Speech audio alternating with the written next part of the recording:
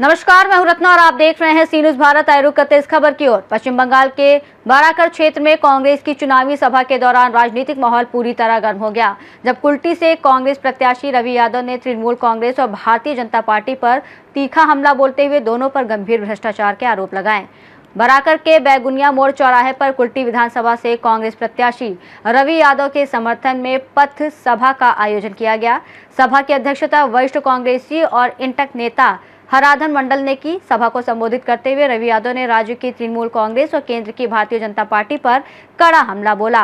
उन्होंने कहा कि पहले लंबे समय तक वामपंथी शासन में कथित लूट हुई और इसके बाद 15 सालों से तृणमूल सरकार पर भी इसी तरह के आरोप लगते रहे हैं, जबकि कुल्टी क्षेत्र विकास से वंचित रहा है। रवि यादव ने आरोप लगाया कि कुल्टी में सड़क, पेयजल और नाली व्यवस्था जैसी मूलभूत सुविधाओं का अभाव है, जिससे आम जनता परेशान है। उन्होंने कहा कि चुनाव के समय नेता क्षेत्र में आते हैं, लेकिन जमीनी स्तर पर कोई विकास कार्य नहीं दिखाई देता।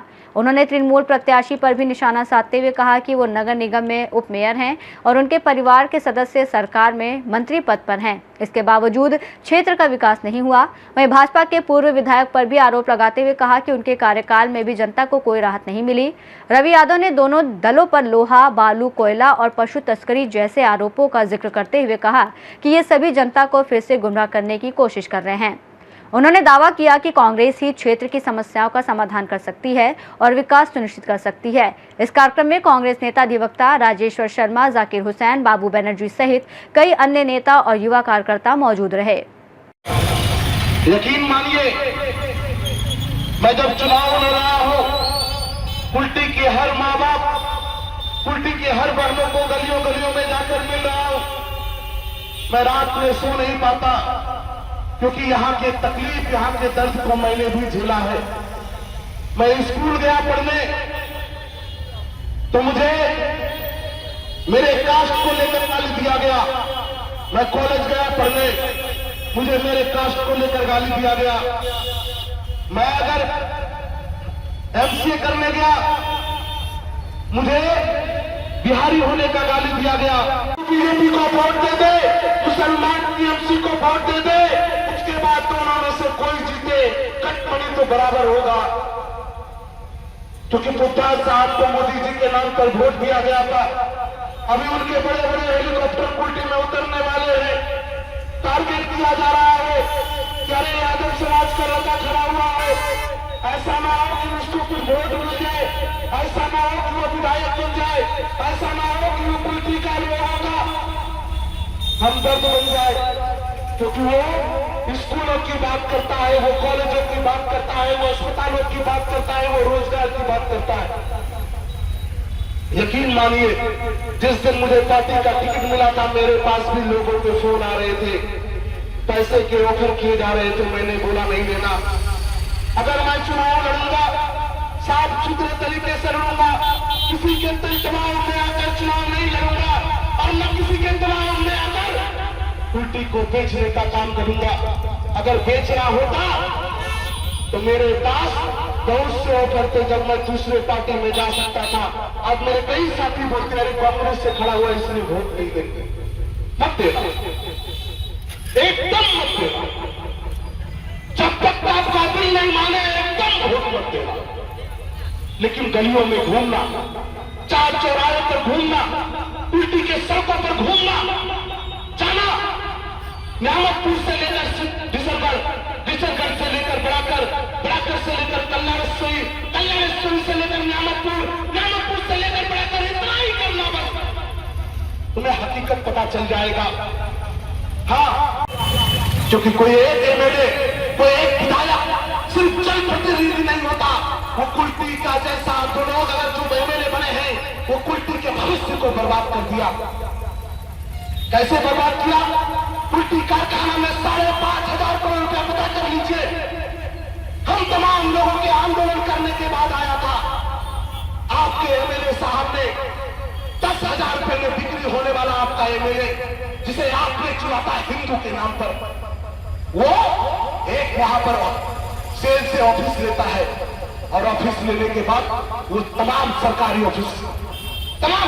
ऑफिसर कुल्टी कारखाना को फिर से बर्बाद कर दिया। अरे यही रानी बांग्ला अस्पताल, जब मैं इंसान पर बैठा था तो तमाम यहाँ के जो मंत्री साहब हैं वो खुलकर बोल रहे थे कि अस्पताल नहीं होगा। तब कहा था आपका लक्की भंडार, तब कहा था आपका तृणमूल कांग्रेस का शासन। जब हम लोग स्कूलों में जाकर बच्चे को फ्री शिक्षा का मांग कर रहे थे, ये एक लोग आपके 26 काउंसिलर तृणमूल कांग्रेस के हैं, एक लोग खड़ा होकर नहीं बोला कि स्कूलों में बच्चों को शिक्षा मिलनी चाहिए। ये तमाम लोग ग्रीन पॉइंट स्कूल के मालिकों के साथ बैठकर सेटिंग कर रहे थे, प्रियदर्शनी स्कूल के मालिकों के साथ बैठकर सेटिंग कर रहे थे। कांग्रेस का कोई एक कर्मी, आज मेरे साथ जितने भी मेरे साथी हैं, सब लोग कहीं ना कहीं रोजगार कर रहे हैं, सब लोग कहीं ना कहीं काम धंधा करता, कोई एक चोरी नहीं करता। और मैं आज रवि यादव किसी को 100-200 रुपए देकर बुलाया है, अरे मेरी औकात नहीं है। मैं गरीब परिवार से आया हूं, हाँ इस चेयर पर बैठने का मेरा औकात नहीं है। आपने सही बोला, हाँ मेरे जैसा लोग यहाँ नहीं बैठ सकता है। आप तो बैठे थे ना, आप बैठे थे इस चेयर पर, क्या किया कुर्सी के लिए। लेकिन आज जो मेरे साथ में युवा साथी है, इनके आंखों में कुछ सपना है, इसलिए आज ये तमाम लोग अपने रोजगार को छोड़कर यहाँ बैठे हैं। ये चाहते हैं, इनके सपना क्या है, इनका सपना है कि कोई अगर यहाँ पर छोटा छोटा ठेला लगाकर कोई अपने बच्चों को पालना चाहता है तो उनकी परवरिश अच्छी से हो। दरवाजा खुला था लेकिन मैंने पसंद नहीं किया। आज जब चुनाव आया है, मेरे पास कोई बालू चोर, लोहा चोर, कोयला चोर, बालू माफिया का पैसा नहीं है। मेरे पास साधारण परिवार से निकल कर आया हूं, छोटे छोटे बैनर लगाकर आपके समीप जा रहा हूं, तो कभी मेरे बैनर फाड़ दिए जा रहे, कभी मेरे झंडे उखाड़ कर फेंक दिए जा रहे, कभी हमारे गली मोहल्ले में जा जाकर मुझे गालियां दिया जा रहा है कि वाला भी अब जाकर एमएलए बनेगा। मेरे नाम पर मजाक उड़ाया जा रहा है कि कांग्रेस यहां पर हारने की पद्धति है, वहां 2000 10,000 वोट मिले यही बहुत है। मेरे नाम पर तमाम लोग आज गली गली घूमकर, वो कौन लोग हैं, जरा बैकग्राउंड देखिएगा, किसी से 10,000 किसी से 15,000 रुपए लेकर आज मेरे नाम पर तमाम लोगों को गुमराह करने का काम कर रहे हैं। शायद मुझे नहीं बनना है आपके तरह एमएलए जिसके दरवाजे बंद हो जाएंगे गरीब लोगों के लिए। मुझे अगर वैसा एमएलए बनना होगा जो आपके चोरी चमारी के पैसे से तो नहीं बनना, खुलकर इस मन से कह रहा हूं, नहीं बनना चाहता हूं ऐसा एमएलए जिसको बाईपास में जाकर कोरोना प्रचार का पैसा कलेक्शन करना पड़ेगा। नहीं बनना वैसा एमएलए जो अपनी मां बहन को, आज मैं जब कल सत्तोरिया गांव में बैठा था तो मेरी मां वहां पर रो रही थी कि 500 रुपए की मजदूरी मिलती है, पूरे महीने का 500 रुपए बर्तन साफ करती है। यकीन मानिए, राजनीति करने का हर वो पहलू मेरे सामने छोटा पड़ गया जब मैंने उनकी आंखों में आंसू देखा। 500 रुपए में महीने भर की खुराकी और वो 1500 रुपए का लक्की भंडार। आज वही लक्की भंडार को लेकर लोगों के तमाम रोजगार को छीन लिया और लक्की भंडार के जरिए लोगों को गुलाम बनाने की साजिश चली जा रही है। हो जाते हैं आसनसोल से डिप्टी मेयर, वो अपने संग में 100-200 लोग लेकर आते हैं। आसनसोल से जितने चोर मस्तान है वो उल्टी जाते हैं, यहाँ पे मां बहनों को तमाम लोगों को गुमराह करने के लिए गली गली घूमते हैं कि लक्की भंडार बंद हो जाएगा अगर ये मले घटक के भाई साहब नहीं जीते तो। यहाँ के गलियों में घूम घूम कर तमाम जगहों पर हमारे युवा साथियों को पैसे दे देकर भगवा रहे हैं। यकीन मानिए, मैं ये जब चुनाव लड़ रहा हूं तो ये सब कुछ जब झेल रहा हूं, देख रहा हूं।